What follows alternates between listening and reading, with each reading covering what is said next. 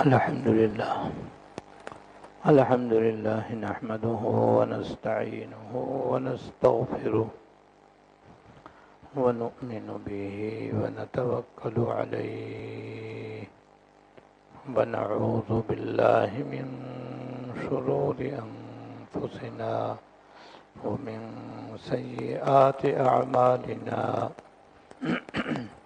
من يهده الله فلا مضل له ومن يضلله فلا هادي له وأشهد أن لا إله إلا الله وحده لا شريك له وأشهد أن سيدنا ونبينا ومولانا محمدا عبده ورسوله صلى الله تعالى عليه وعلى آله وأصحابه وبارك وسلم تسليما كثيرا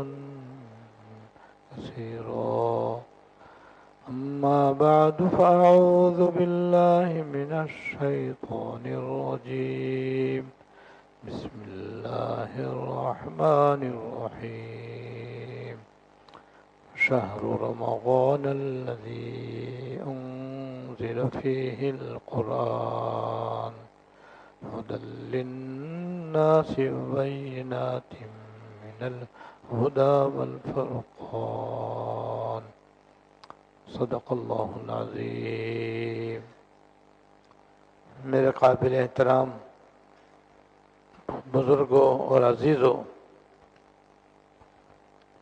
اللہ تعالیٰ کا فضل و کرم ہے کہ ہم سب کو رمضان شریف کا مہینہ نصیب ہے اور تقریباً آدھا مہینہ گزر چکا ہے۔ رمضان مبارک میں 3 عشرے ہوتے ہیں۔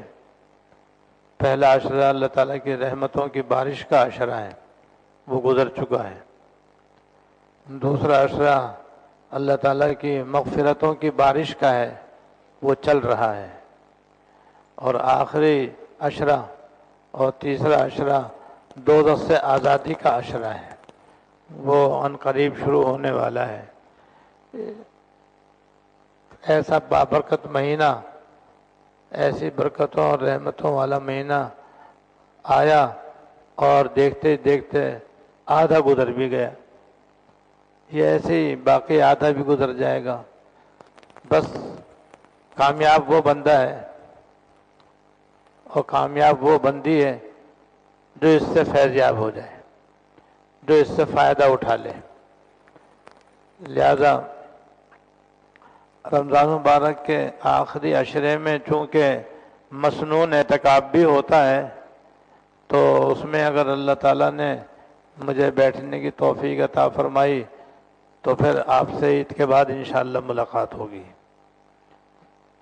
اس لیے آج میں چاہتا ہوں کہ باقی دنوں میں جو رمضان شریف کے فضائل ہیں اور جو خاص خاص عبادتیں ہیں، مختصر انہیں بیان کر دوں، اور پھر بیان کے آخر میں 2 کتابچے بھی آپ کی خدمت میں بعض احباب کی طرف سے پیش ہوں گے، جس میں سے ایک کا نام ہے دعائے والہانہ۔ یہ مہینہ چونکہ رات دن اللہ تعالیٰ سے مانگنے کا ہے، اور ہر رات مغرب سے لے کر صبح صادق تک اللہ تعالیٰ کی طرف سے اعلان ہوتا ہے کہ کوئی عافیت مانگے تو ہم عافیت دے دیں، کوئی روزی مانگے تو ہم اس کو روزی دے دیں، کوئی معافی مانگے تو ہم اس کو معاف کر دیں، کوئی دوزخ سے آزادی چاہے تو ہم اس کو دوزخ سے آزاد کر دیں۔ ساری رات یہ اعلانات ہوتے ہیں، اور افطار کے وقت بھی روزے دار کی دعا قبول ہوتی ہے، سحری میں بھی آدمی کی دعا قبول ہوتی ہے۔ تو دن رات جو ہے یہ دعائے قبولیت کا مہینہ ہے یہ۔ بس اللہ تعالیٰ بہانے سے اپنے بندوں کی مغفرت بھی فرماتے ہیں، بخشش بھی فرماتے ہیں، اور بے اندازہ دعائیں قبول فرماتے ہیں۔ تو اس کے لیے کیا مانگیں؟ ہمیں مانگنا بھی نہیں آتا۔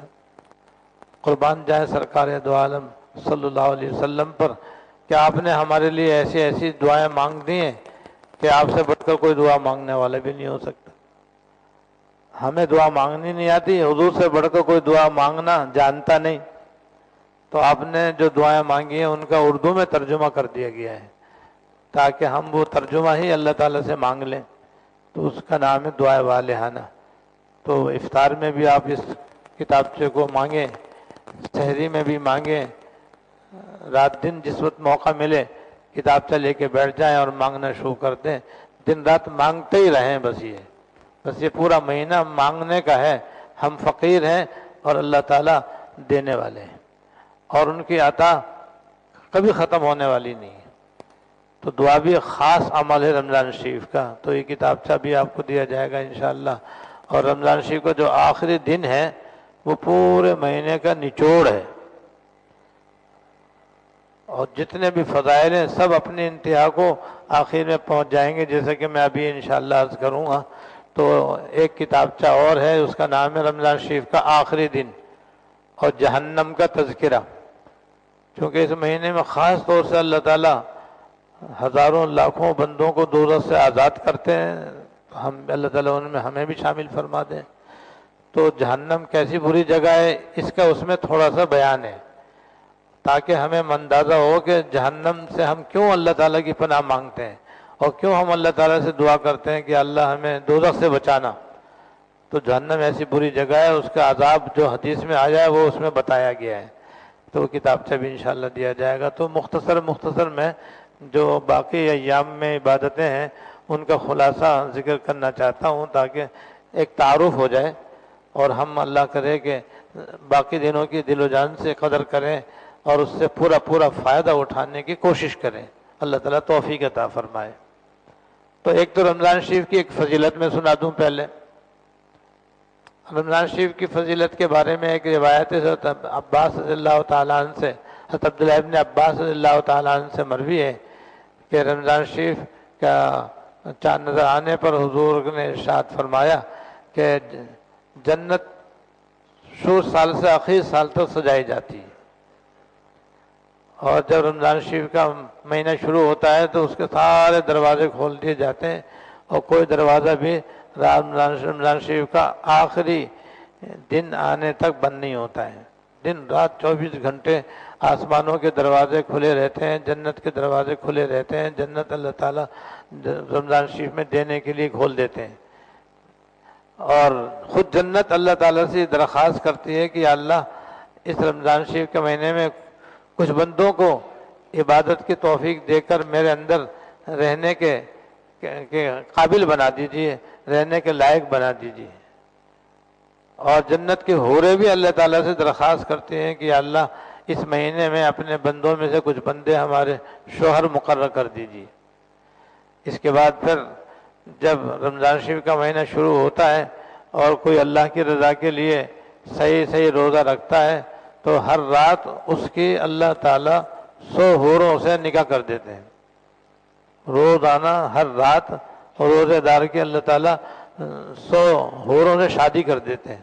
کتنی بڑی فضیلت ہے، 100 حوریں روزانہ روزے دار کے نکاح میں آتی ہیں، اور اس کے لیے جنت میں اللہ تعالیٰ ایک ایسا بیچ میں یہ ہے حدیث میں کہ لہذا رمضان شریف میں جو مسلمان مرد یا عورت ایک تو کوئی نشے والی چیز نہ پیے، کوئی نشے والی چیز استعمال نہ کرے، کسی مسلمان پر کوئی بہتان نہ لگائے، کسی مسلمان پر کوئی بہتان اور الزام نہ لگائے، اور کوئی گناہ کبیرہ نہ کرے، تو اس کی یہ فضیلت ہے کہ اللہ تعالیٰ اس کی ہر رات 100 حوروں سے نکاح کر دیتے ہیں، اور اس کے لیے جنت میں سونے، چاندی، یاقوت اور زمرد، چاروں نہایت قیمتی چیزیں ہیں۔ یہ سونا چاندی دونوں دھاتیں ہیں، اور یاقوت اور زمرد یہ وہ ہے پتھر ہیں جو بڑا قیمتی اور بہت مہنگے اور خوبصورت پتھر ہیں۔ تو سونے، چاندی، یاقوت اور زمرد کا ایک محل تیار کر دیتے ہیں۔ یہ اتنا لمبا چوڑا ہے محل اتنا لمبا چوڑا ہے کہ جیسے ساری دنیا میں کہیں پر بکریوں کا کوئی باڑہ ہو تو وہ باڑہ ساری دنیا کے اعتبار سے چھوٹا معلوم ہوگا اور ایک نقطے کی طرح معلوم ہوگا۔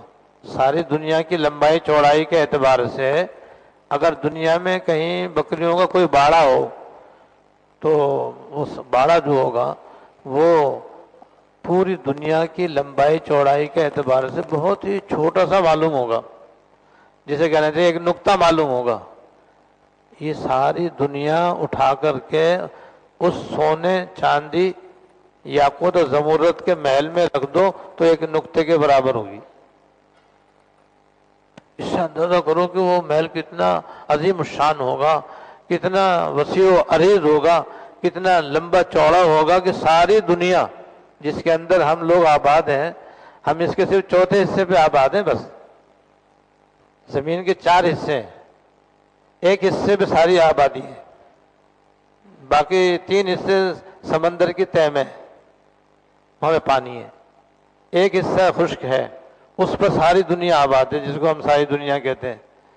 3 حصے تو زمین کے پانی کے نیچے ہیں۔ وہ یہ پوری دنیا یعنی چاروں حصے نکال کر اس محل میں رکھیں گے تو ایسا معلوم ہوگا کہ یہ جیسے دنیا میں کوئی بکریوں کا باڑہ جیسے وہ چھوٹا اور ایک نقطہ ہوگا، ایسے ہی یہ ساری دنیا بھی اس محل میں نقطے کے برابر ہوگی۔ تو دنیا محل کتنا لمبا چوڑا ہوگا۔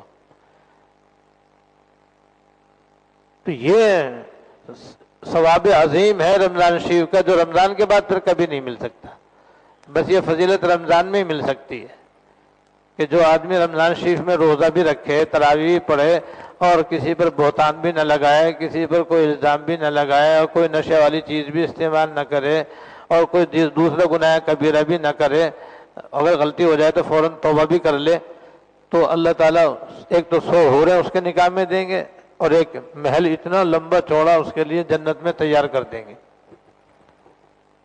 اور ساتھ میں پھر یہ وعید بھی ہے آگے، اور اگر کسی نے رمضان شریف میں کوئی نشے والی چیز بھی یا کسی مسلمان پر کوئی تہمت لگائی یا الزام لگایا، اس کی بے عزتی کی، بے آبروئی کی یا کوئی گناہ کبیرہ کیا، تو رمضان شریف میں ثواب تو کیا ملے گا؟ پچھلے رمضان سے اس رمضان تک اس نے جو نیک اعمال کیے ہوں گے ان کا اجر و ثواب ختم کر دیں گے اللہ تعالیٰ۔ وجہ یہ ہے کہ اللہ تعالیٰ فرماتے ہیں اس حدیث میں حضور کے ذریعے کہ یہ رمضان شریف کا مہینہ میرا مہینہ ہے، اس کو میں نے اپنی عبادت کے لیے خاص کیا ہے، اس لیے اس میں گناہ کرنے سے بچو، میری نافرمانی سے پرہیز کرو۔ تو رمضان شریف میں جو خاص بات ہے وہ گناہوں سے بچنے کا اہتمام ہے۔ ہر مسلمان مرد عورت کے اندر اس بات کا پورا پورا اہتمام اور اس بات کی پوری پوری فکر ہونی چاہیے کہ جہاں وہ اپنے پیٹ کو کھانے پینے سے اور جنسی تقاضوں سے بچا رہا ہے، دیگر گناہوں سے بھی اپنے آپ کو بچائے تاکہ اس کا روزہ جو ہے بالکل گناہوں سے محفوظ ہو جائے، تو اس کو انشاءاللہ تعالیٰ یہ ثواب ملے گا۔ اور بے احتیاطی کرے گا، غفلت کرے گا، لاپرواہی برتے گا، جھوٹ بولے گا، غیبت کرے گا، گانے گائے گا، گانے سنے گا، بدنگاہی کرے گا، دوسرے گناہ کبیرہ کرے گا، جیسے جھوٹ بولے گا، کم تولے گا، کم ناپے گا، تو بھئی پھر اس کا وبال بھی معمولی نہیں ہے کہ رمضان کے ثواب سے بھی محروم اور پچھلے 1 سال کی نیکیوں سے بھی محروم۔ اس لیے رمضان شریف میں بہت زیادہ ہر مسلمان کو یہ فکر کرنی چاہیے کہ روزے کی حالت میں اس سے وہ گناہ سرزد نہ ہو، اگر غلطی ہو جائے تو بلا تاخیر توبہ کرتا رہے۔ تو یہ ایک عام فضیلت ہے رمضان شریف کی۔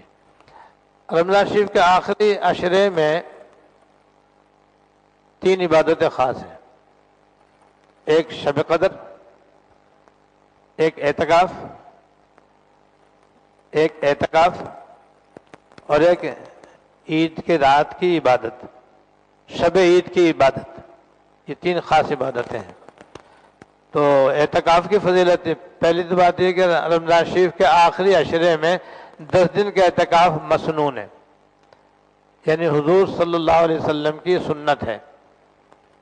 چنانچہ ہجرت کرنے کے بعد، مدینہ منورہ تشریف جانے کے بعد آپ ہر سال باقاعدہ رمضان شریف کے آخری 10 دن کا اعتکاف فرماتے رہے۔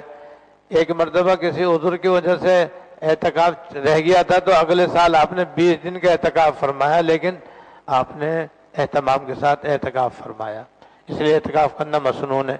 اور آپ کے بعد آپ کے ازواج مطہرات نے پابندی کے ساتھ اعتکاف کیا، تو یہ اعتکاف کرنا سنت ہے، اسے سنت مؤکدہ علی الکفایہ کہتے ہیں، جس کا مطلب یہ ہے کہ ہر بڑے محلے میں کوئی نہ کوئی محلے کی مسجد میں اعتکاف میں ضرور بیٹھے۔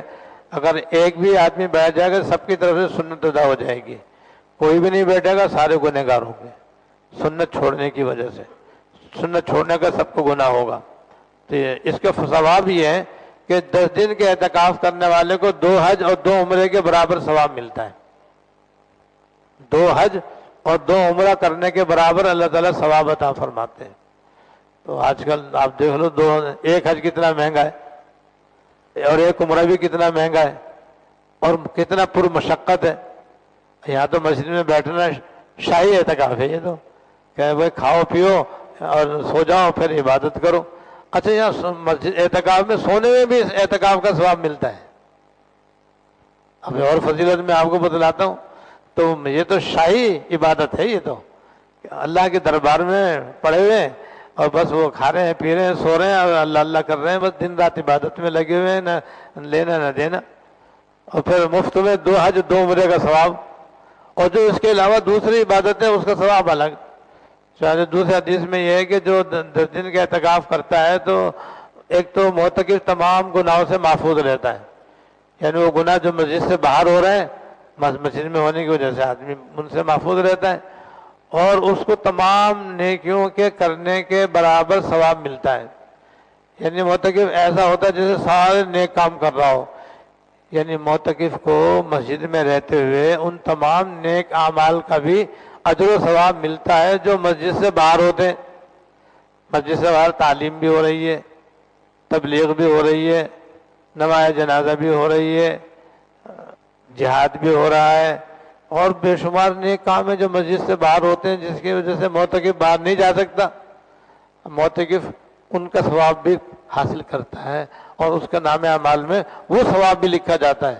تو مسجد کے اندر بھی جو نیکیاں کر رہا ہے اس کا ثواب بھی اس کو مل رہا ہے، اور جو مسجد سے باہر نیکیاں ہو رہی ہیں جن کو یہ کر نہیں سکتا باہر جانے کی وجہ سے، ان کا ثواب بھی اس کو مل رہا ہے۔ تو اسے کہتے ہیں دونوں ہاتھ سے سمیٹنے والا عمل۔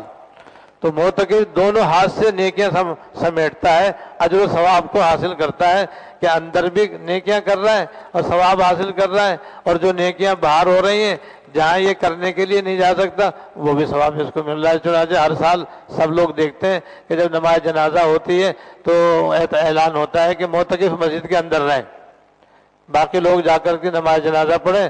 اب معتکف مسجد میں رہتا ہے، نماز جنازہ کا ثواب اس کو مسجد میں بیٹھے بیٹھے مل جاتا ہے۔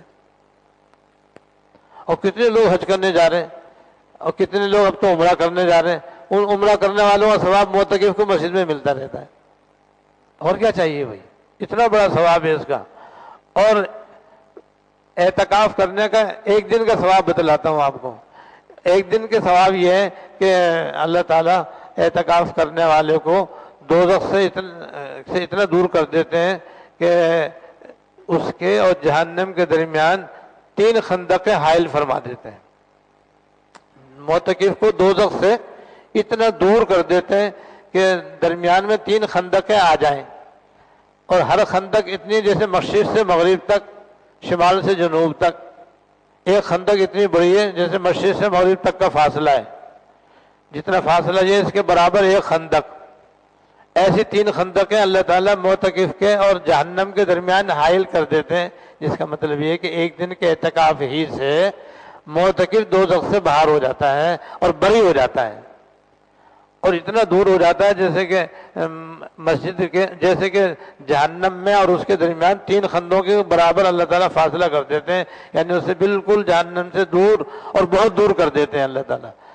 ایسی 1 دن کے اعتکاف میں 3 خندقیں حائل ہوتی ہیں، اور 10 دن کے اعتکاف میں کتنی ہو گئی؟ 30 خندقیں ہو گئی، 10 یا 30۔ جو 3 دن کے اعتکاف میں بیٹھے گا تو اس کو اللہ تعالیٰ جہنم سے آزاد کر دیں گے اور بری فرما دیں گے، اور جہنم سے اتنے دور کر دیں گے جیسے کہ جہنم میں اور اس کے درمیان 30 خندقیں ہوں۔ تو اعتکاف کا اتنا بڑا ثواب ہے. پھر معتکف سو رہا ہوتا ہے تو بھی اس کو اعتکاف کا ثواب مل رہا ہوتا ہے. شب قدر میں بھی اگر سو جائے تو محروم نہیں ہوتا، اس لیے کہ اعتکاف تو کر رہا ہے نا، وہ نیند کی حالت میں بھی اس کا اعتکاف جاری ہے. جب جاری ہے تو عبادت جاری ہے، عبادت جاری ہے تو شب قدر میں اس کی عبادت ہو رہی ہے، چاہے نیند میں ہو رہی ہے. لہذا اس کو شب قدر کی فضیلت سے بھی محرومی نہیں ہوتی. باہر والے تو محروم ہو سکتے ہیں، معتکف انشاءاللہ محروم نہیں ہو سکتا. اور پھر وہ تلاوت بھی کرتا ہے، تسبیح بھی پڑھتا ہے، اور پھر دعائیں بھی کرتا ہے، سارے نیک اعمال مسجد میں کرتا ہے، تو ان سب کا اس کو بے اندازہ اجر و ثواب ملتا ہے. تو ایک آخری عشرے کے اندر یہ مسنون عبادت ہے بھائی. دوسری شب قدر رمضان شریف کے آخری عشرے کی طاق رات میں سے کوئی ایک رات ہوتی ہے. تو معتکف تو اس سے بھی معروم نہیں ہوتا، معتکف اس سے بھی نہیں معروم ہوتا. دوسرے حضرات بھی یہ شب قدر حاصل کر سکتے ہیں، ان کو چاہیے اور معتکف کو بھی چاہیے کہ آخری عشرے کی طاق راتوں میں جاگ کر عبادت کرنے کا خیال کریں اور اہتمام کریں، اور کوشش کریں کہ آخری عشرے کی طاق راتیں عبادت میں گزریں، یاد الہی میں گزریں، ذکر و تلاوت میں گزریں، تسبیحات میں گزریں، دعائیں مانگنے میں گزریں. اور اس میں بھی ادنا درجہ یہ، اعلیٰ درجہ تو یہ ساری رات جاگیں اور عبادت میں لگے رہیں. دنیا کی باتیں نہیں کریں، گناہ کی باتیں نہ کریں، دنیا کی باتیں مسجد میں نہ کریں، گناہ کی باتیں نہ کریں، عبادت میں لگیں.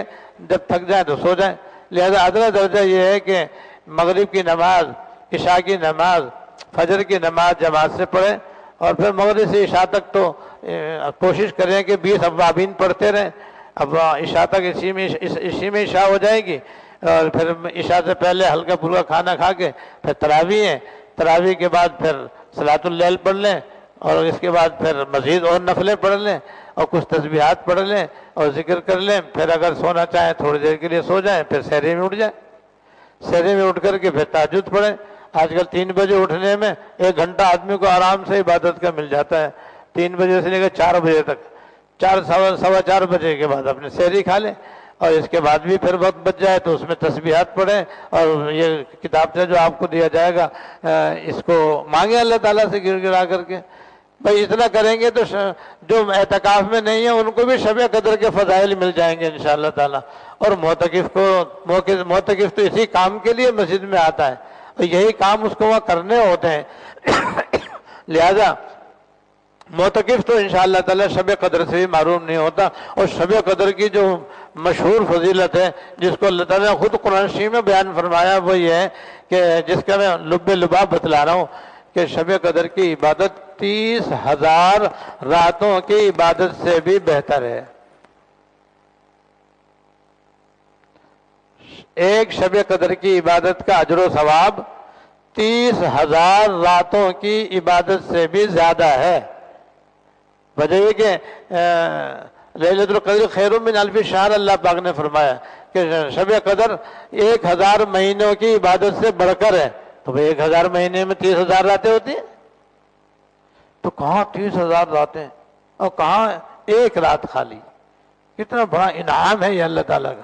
یہ سارے سال یہ ہمیں فضیلت نہیں مل سکتی جو رمضان شریف کے آخری عشر میں مل سکتی ہے. لہذا اعتکاف بھی کرنا چاہیے. جن کو بھی اللہ تعالیٰ ہمت دے، توفیق دے، کوشش کرنی چاہیے، کیونکہ زندگی کا تو کوئی بھروسہ نہیں ہے، کسی وقت بھی روح نکل سکتی ہے. یہ مہینہ پھر کہاں نصیب ہوگا. اب اللہ تعالیٰ نے موقع دیا ہے تو اعتکاف میں بیٹھیں، اور اعتکاف میں رہ کر کے آخری عشرے کی ساری فضیلتیں بھی حاصل کریں، اور آخری عشرے کی اعتکاف کی فضیلت بھی حاصل کریں، اور آخری عشرے کی شب قدر بھی حاصل کریں. اور یہ فضیلت پورے مہینے کی عام ہے رمضان شریف میں کہ اللہ تعالیٰ روزانہ افطار کے وقت 10 لاکھ آدمی دوزخ سے آزاد فرماتے ہیں. روزانہ افطار کے وقت اللہ تعالیٰ 10 لاکھ آدمی دوزخ سے بری فرماتے ہیں.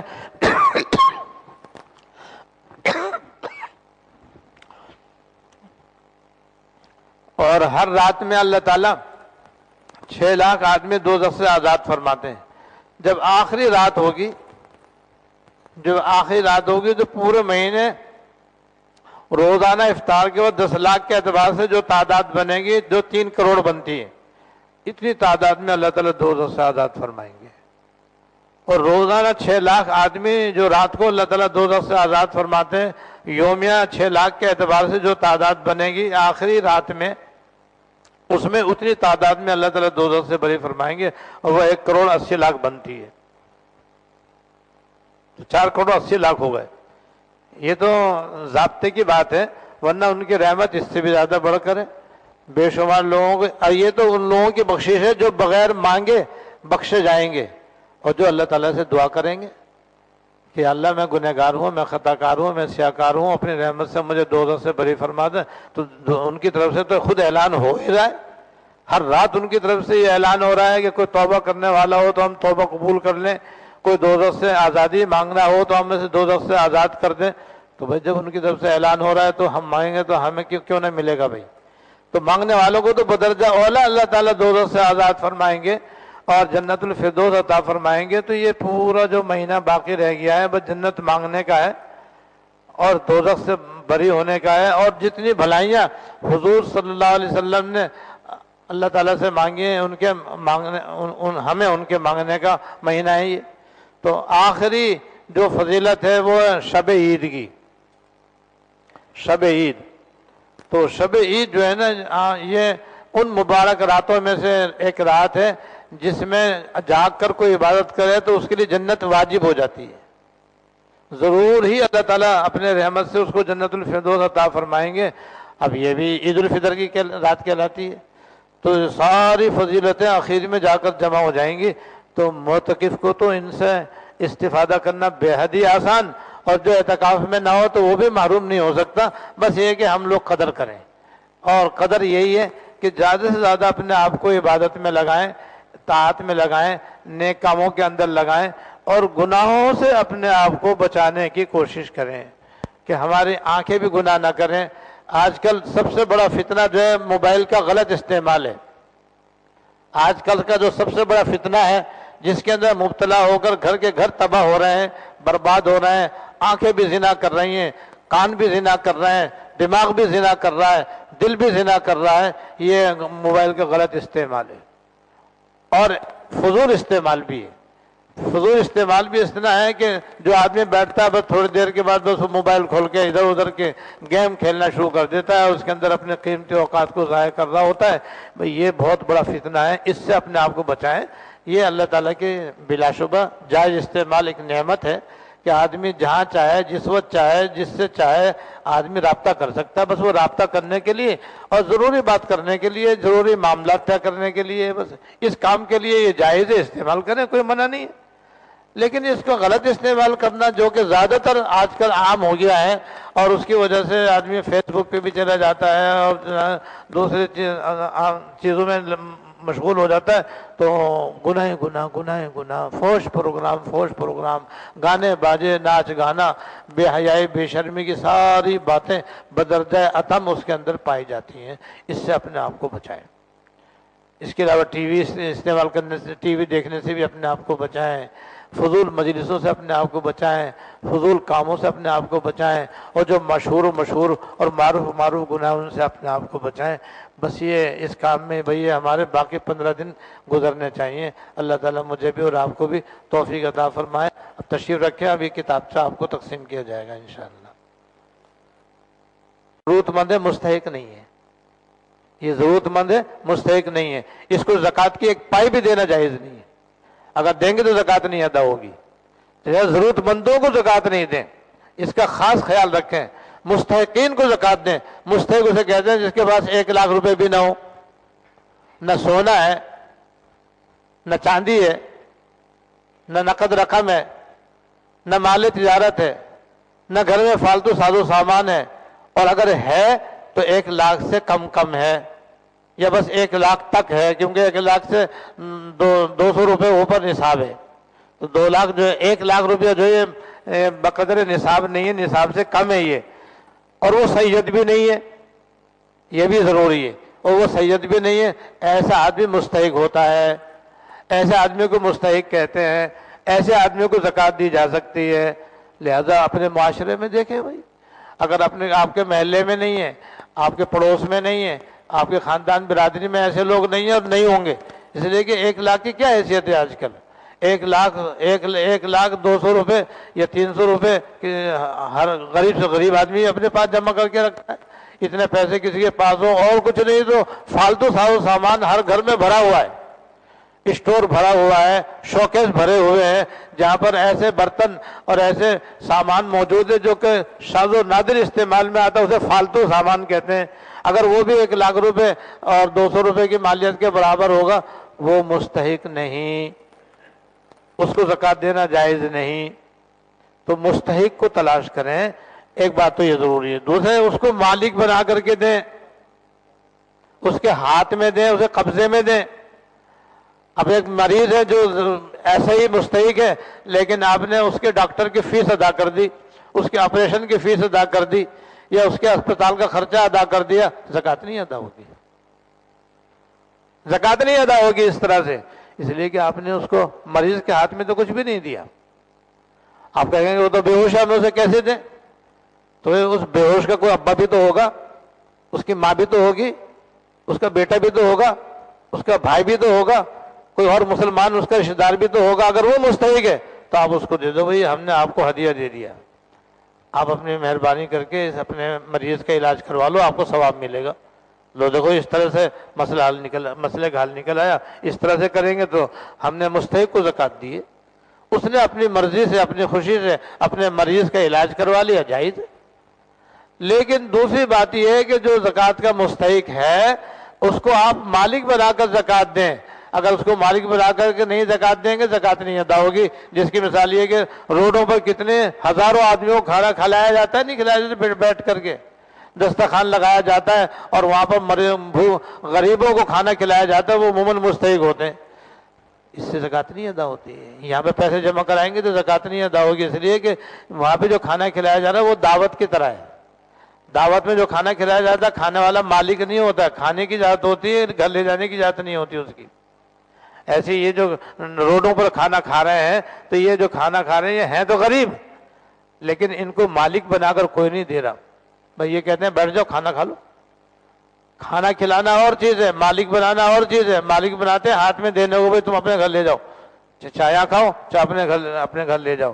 جیسے ہوٹلوں میں بعض جگہ کھانا تقسیم ہوتا ہے, ہوٹلوں سے جو کھانا تقسیم ہوتا ہے بیٹھ کر کھلایا نہیں جاتا, وہ غریبوں کو ہر ایک کو الگ پیک کر کے دیا جاتا ہے. وہ جو الگ پیک کر کے دیا جاتا ہے اس کے اندر مالک بنانا پایا جاتا ہے. وہاں اگر زکوٰۃ کے پیسے سے کھانا تقسیم کیا جائے گا اور ایسے مستحقین کو دیا جائے گا تو وہ مالک ہو جائیں گے, زکوٰۃ ادا ہو جائے گی. تو زکوٰۃ کے اندر 2 باتیں ضروری ہیں, 3 باتیں ضروری ہیں. نمبر 1, پائے کا حساب کرنا چاہیے. بہت سے لوگ محض اندازے سے بغیر حساب کے اندازے سے ہم تو زیادہ زکوٰۃ بڑھا کر کے دے دیتے ہیں. غلط طریقہ ہے یہ غلط طریقہ ہے. پائے کا حساب کرو, پائے کا حساب کر کے پھر جو زکوٰۃ بنے پھر اس زکوٰۃ کو اس کے لیے پھر ضروری ہے کہ مستحق کو تلاش کرو. جب مستحق مل جائے تو اسے مالک بنا کر کے دو, تب زکوٰۃ ادا ہوگی انشاءاللہ تعالی. اللہ تعالیٰ مجھے بھی اور آپ کو بھی زکوٰۃ کے صحیح احکام جاننے اور اس کے مطابق عمل کرنے اور اپنی زکوٰۃ کو صحیح مستحقین تک پہنچانے کی توفیق عطا فرمائے. واخر دعوانا